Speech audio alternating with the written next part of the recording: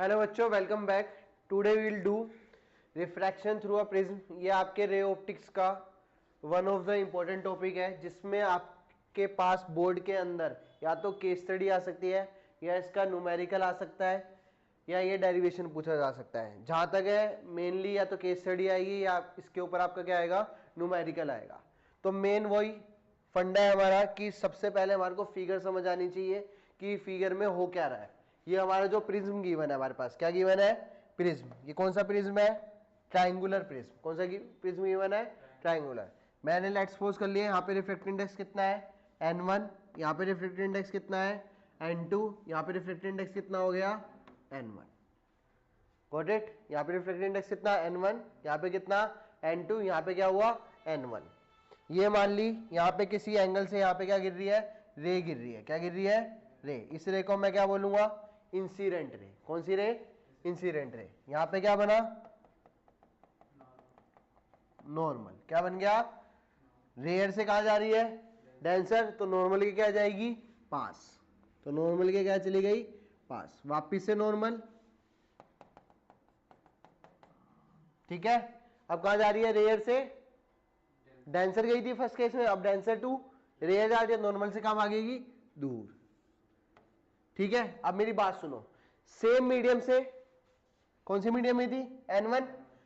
Same medium n1 में आ गई, तो रे गई है, उसको हम क्या बोल रहे हैं, इंसिडेंट रे। विच रे, इंसिडेंट रे।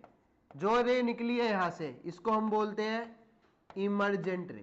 क्या बोलते हैं, इमरजेंट रे। बात समझ आई नहीं आई भाई। सेम मीडियम से सेम मीडियम में उसको क्या बोलते हैं, इमरजेंट रे। इसका जो नॉर्मल के साथ एंगल होता है उसको बोलते हैं हम इमरजेंट एंगल। क्या बोलते हैं, इमरजेंट एंगल। ये हमारा क्या होएगा, इंसिडेंट एंगल। ये क्या होएगा, रिफ्रैक्टेड एंगल। रिफ्रैक्ट हो रही है तो रिफ्रैक्टेड एंगल 1। ये एंगल क्या होएगा, रिफ्रैक्टेड एंगल 2। इस एंगल को बोलते हैं capital A. This capital A is known as angle of prism. इसको हम क्या बोलते हैं, एंगल ऑफ प्रिज्म। बात समझ आई नहीं आई। ये कौन सा एंगल हो गया, इंसिडेंट एंगल। ये रिफ्लेक्टेड एंगल R1, ये reflected angle R2। Got it. और ये वाला एंगल कौन सा होता है हमारा, एंगल ऑफ प्रिज्म। ये पॉइंट मैंने क्या मान लिया, इस पॉइंट को P। इस पॉइंट को क्या मान लिया, इस पॉइंट को क्या मान लिया, Q। इस पॉइंट को क्या मान लिया, R। इस पॉइंट को क्या मान लिया, S। ठीक है। अब देखो P Q, Q R, R S, P S, total कितनी साइड होगी, 1 2 3 4। टोटल कितनी साइड हो गई, 4। तो 4 साइड का क्या बोलते हैं हम, क्वाड्रिलेटरल। क्या बोलते हैं, कौन सी शेप होती है, क्वाड्रिलेटरल। क्वाड्रिलेटरल के हमें पता है अपोजिट एंगल का सम कितना होता है, 180। कितना होता है, 180। तो मैं क्या बोल सकता हूं, इन क्वाड्रिलेटरल। कौन सा क्वाड्रिलेटरल बताओ, इन क्वाड्रिलेटरल PQRS, मैं क्या बोल सकता हूं, angle PQR, angle PQR plus angle PSR plus angle PSR किसके इक्वल होएगा, 180 डिग्री के। जो ये बीच में होता है ना, वो वाला एंगल होता है। यहां पे बीच में कौन सा एंगल है, Q। ये Q, ये कौन सा एंगल था, S। तो ये बीच में होएगा। ठीक है। एंगल PQR प्लस PSR कितना आएगा, 180। PQR कितना है, कैपिटल ए, प्लस PSR मुझे निकालना है। ये किसके इक्वल हो गया, 180 के। तो एंगल PSR कितना आ गया मेरे पास, 180 माइनस ए। यस या नो। ठीक है। अब इधर देखो, ये भी क्या बन रही है, एक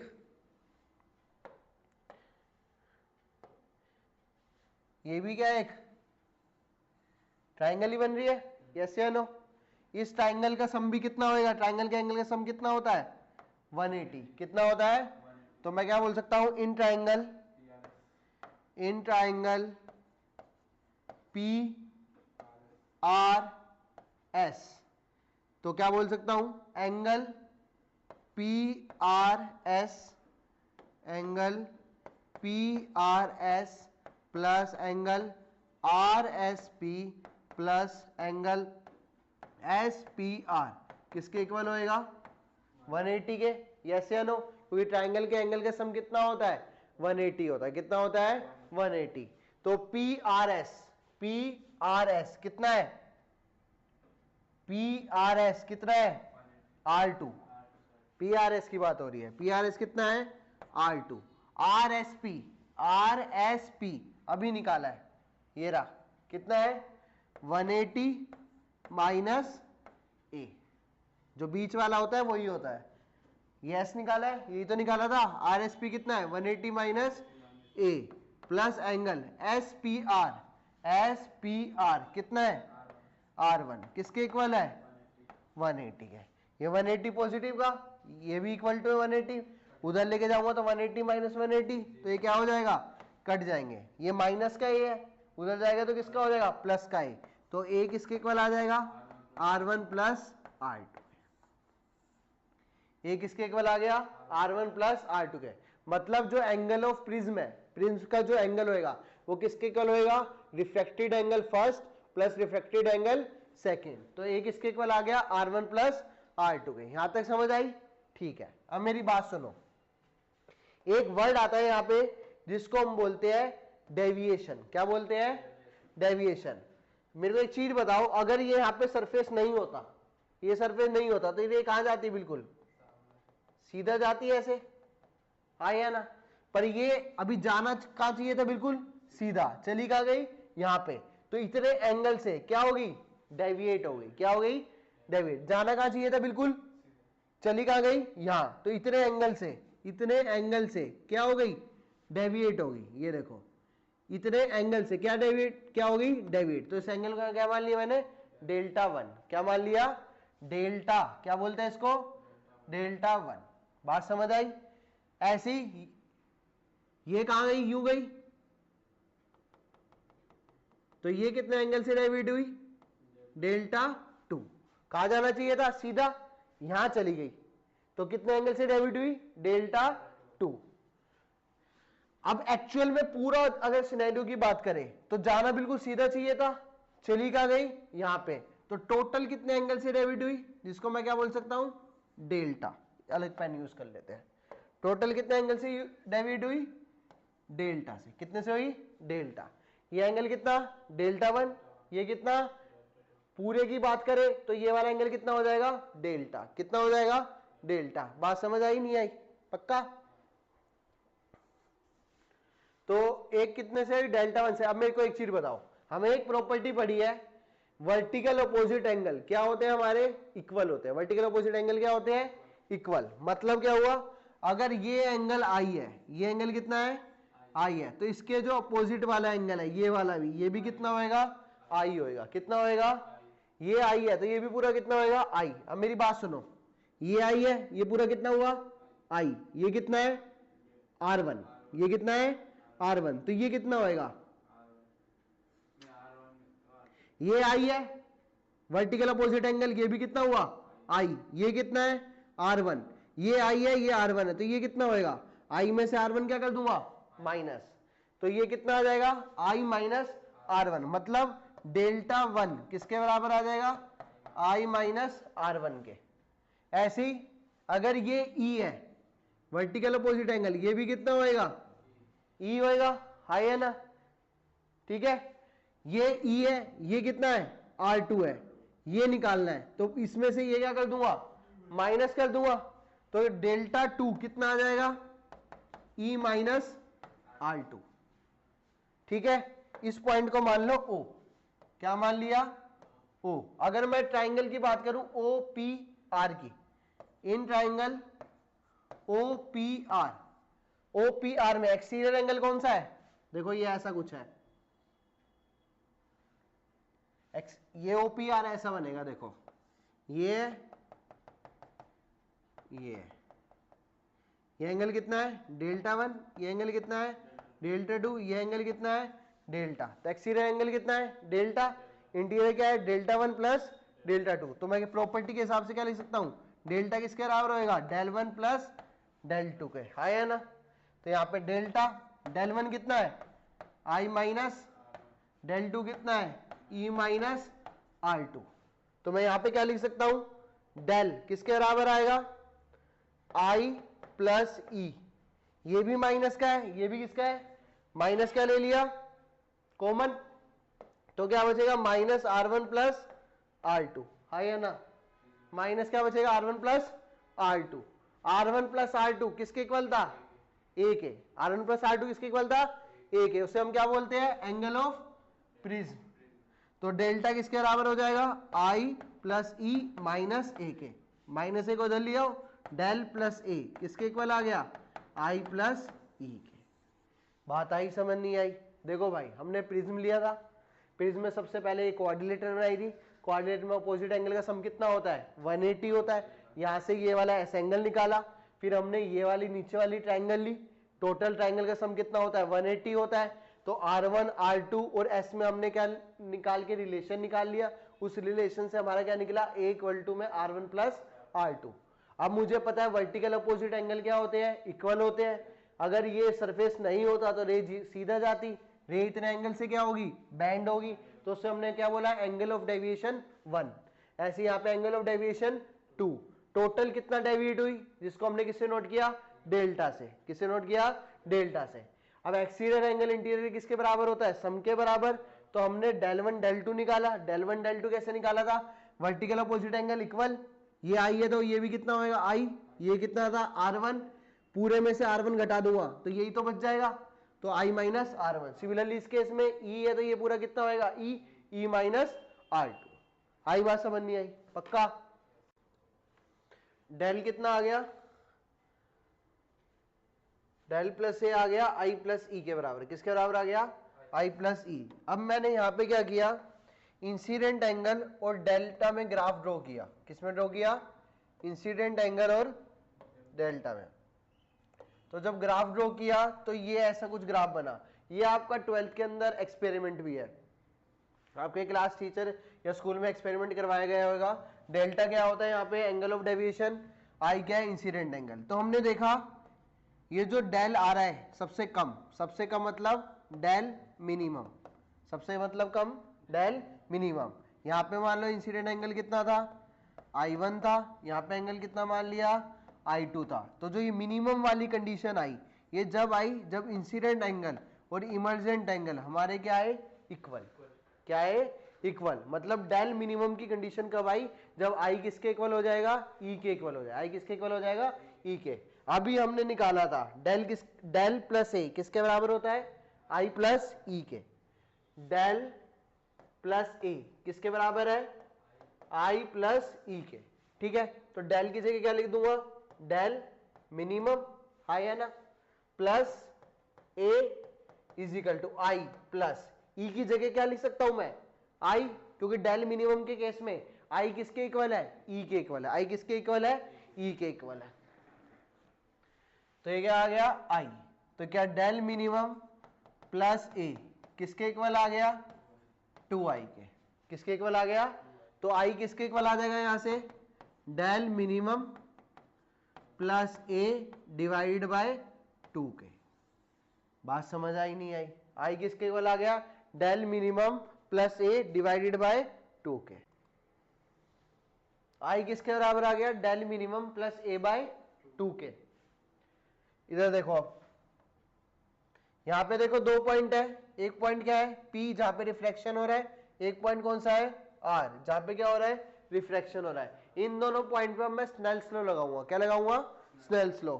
देखो इधर, अगर एट पॉइंट P, अगर मैं P पे स्नेल्स लॉ लगाता हूं तो स्नेल्स लॉ क्या होता है, n1 sin θ1 is equal to में n2 sin, इसमें क्या भूत आ रहे हैं,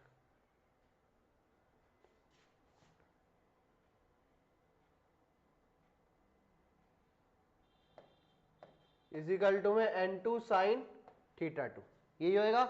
n1 sin θ1 किसके इक्वल होएगा, n2 sin θ2 के। रिफ्रैक्टिव इंडेक्स की बात करें, n1 कितना है, n1 P पॉइंट पे n1 एंगल कितना है यहाँ पे I, तो sin I किसके इक्वल आ गया, n2 sin θ2 कितना है, R1 कितना है, दिस इज फर्स्ट इक्वेशन, ठीक है। ऐसी स्नेल्स लॉ कहां पे लगाऊंगा, एट पॉइंट R, इस पे लगाता हूं, बाहर रिफ्रैक्टिव इंडेक्स कितना है N1 साइन एंगल कितना है यहाँ पे E इक्वल टू में, अंदर रिफ्रैक्टिव इंडेक्स कितना है N2 और एंगल कितना है अंदर का साइन R2, ये आ गया। This is equation 2। अभी मैंने डेल मिनिमम की आपकी कंडीशन बताई है। डेल मिनिमम की कंडीशन क्या है, आई किसके इक्वल है ई के। डेल मिनिमम की कंडीशन क्या है, आई किसके इक्वल आ रखा है ई के।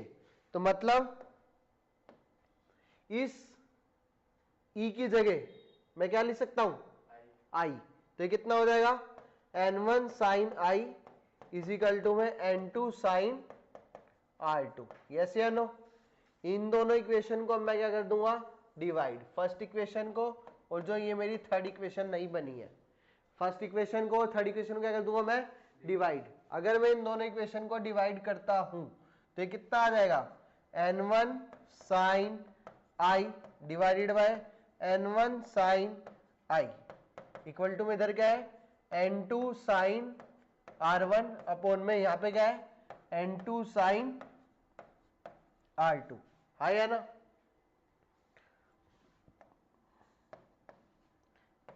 कट गया, n2 से n2 कट गया, तो क्या बचा 1 इक्वल टू में साइन R1 अपॉन में साइन R2, क्रॉस मल्टीप्लाई करूं तो साइन R1 किसके इक्वल आ गया साइन R2 के। ये दोनों एंगल कब इक्वल होंगे, जब R1 किसके इक्वल होएगा R2 के। R1 किसके इक्वल होएगा R2 के, R1 किसके इक्वल होएगा R2 के। ठीक है, कंडीशन क्या थी, पहली कंडीशन थी आई किसके इक्वल होएगा ई के। आई किसके इक्वल होएगा मिनिमम, डेल मिनिमम बताया था ना। डेल मिनिमम के ग्राफ से पता लगा मिनिमम कब है, जब इंसिडेंट एंगल और इमर्जेंट एंगल क्या है सेम है। और जब ये कंडीशन डाली तो यहां से क्या आ गया, प्रूव भी हो गया इंसिडेंट एंगल और इमर्जेंट एंगल ये है, और क्या प्रूव हो गया R1 और R2 भी क्या है सेम है। R1 R2 भी क्या है सेम है, बात समझ आई। R1 R2 सेम है तो A की वैल्यू क्या निकली थी R1 प्लस R2, तो A इज इक्वल टू कितना हो गया R1 प्लस R1, तो A इज इक्वल टू कितना हो गया ट्वाइस ऑफ R1, तो R1 कितना आ गया A बाय 2। मेरे पास R1 आ चुका है, क्या आ चुका है R1, और मेरे पास क्या आ चुका है I। अगर मैं इस इक्वेशन को देखूं फर्स्ट वाली को, मेरे पास I भी आ चुका है, मेरे पास R1 भी आ चुका है। इस इक्वेशन 1 में मैं क्या कर देता हूं पुट कर देता हूं, क्या कर देता हूं पुट। इन इक्वेशन क्या थी n1 sine I is equal to में n2 साइन R1, यही थी n1 साइन I की वैल्यू कितनी निकली है del minimum plus A divided by 2 equal to में n2 साइन R1। R1 की वैल्यू कितनी निकली है A बाय 2, तो ये कितना आ गया n2 sign A by 2। n1 इधर आएगा तो डिवाइड में आएगा, तो n2 बाय n1 किसके इक्वल आ गया sine del minimum plus A divided by 2 upon में sine A by 2। n2 by n1 को क्या लिख सकता हूं n21 इज इक्वल टू में n21 इज इक्वल टू कितना आ गया sine del minimum plus A by 2 upon में साइन A बाय 2। आई बात समझ नहीं आई, ठीक है। इसी को हम क्या बोलते हैं, क्या होता है ये हमारा रिफ्रैक्शन थ्रू अ प्रिज्म में। हमारे पास ये क्या आ गई इक्वेशन आ गई, क्या आ गई इक्वेशन। इस इक्वेशन को हम क्या बोलते हैं प्रिज्म इक्वेशन, क्या बोलते हैं प्रिज्म इक्वेशन। ये हमारी कौन सी इक्वेशन होती है प्रिज्म इक्वेशन होती है। ये हमारी क्या आ गई प्रिज्म इक्वेशन। बात समझ आई नहीं आई, ठीक है। अब इसमें भी मैंने केस लगा दिया कि जो एंगल बहुत स्मॉल हुआ, एंगल क्या हुआ बहुत स्मॉल, तो sine theta can be written as theta, तो n किसके इक्वल आ जाएगा del minimum plus A divided by 2 upon में A डिवाइडेड बाय 2। 2 से 2 क्या हो गया A उधर मल्टीप्लाई होएगा तो क्या आ जाएगा ए मल्टीप्लाई होगा तो क्या आ गया एन ए, उधर क्या बचा डेल मिन प्लस ए, तो डेल मिन किसके बराबर आ गया एन ए माइनस ए के, एन क्या ले लिया ए क्या आ जाएगा इनमें ए कॉमन आ जाएगा, अंदर क्या बचेगा एन माइनस वन, तो डेल मिनिमम किसके बराबर आ गया ए इंटू में एन माइनस वन के, डेल मिनिमम किसके बराबर आ गया ए इंटू एन माइनस वन के। इधर देख लो फटाफट, प्रिंस स्टार्ट किया था, सबसे फर्स्ट स्टेप हमने क्या किया था quadrilateral angle relation, second step हमने क्या किया था इसका ट्रायंगल बनाया, टोटल एंगल कितना था 180 था, यहां से हमने क्या निकाला R1 R2 और A में रिलेशन, जो कितना आया A इक्वल टू में R1 प्लस R2। ये निकालने के बाद हमने क्या किया, हमने अब वर्टिकल अपोजिट एंगल डेल में रिलेशन निकाला, तो जो रिलेशन निकला डेल वाला क्या निकला del plus A equal to I plus E. इसके बाद हमने क्या किया ग्राफ ड्रॉ किया, हमने किसके बीच में ग्राफ ड्रॉ किया डेविएशन के बीच में और इंसिडेंट एंगल के बीच में, तो हमने देखा मिनिमम डेविएशन किस केस में आ रहा है जब इंसिडेंट एंगल और इमर्जेंट आपस में क्या हो रहे हैं इक्वल हो रहे हैं।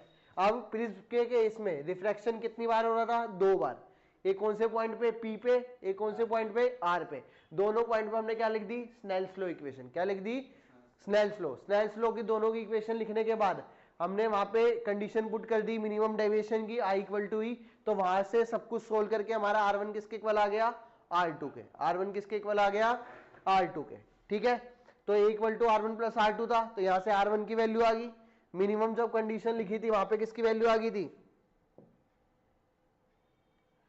मिनिमम की कंडीशन लिखी थी वहां पे किसकी वैल्यू आ गई थी, कहां रही ये रही आई की, किसकी आ गई थी आई की। फिर हमने P पॉइंट वाली इक्वेशन में I और R की वैल्यू क्या कर दी पुट कर दी, वहां से हमारी क्या आ गई प्रिज्म इक्वेशन आ गई, हमारी वहां से क्या आ गई प्रिज्म इक्वेशन आ गई। अब यहाँ पे भी मान लिया कि अगर ये एंगल स्मॉल होता तो उस वाली कंडीशन को निकाल के क्या लास्ट फॉर्मूला निकला हमारा डेल मिनिमम किसके बराबर निकला A इंटू में n माइनस वन के, ये हमारा क्या था refraction through a glass prism, क्या था refraction through a glass prism. I hope सबको समझ आया होगा ये, थैंक यू।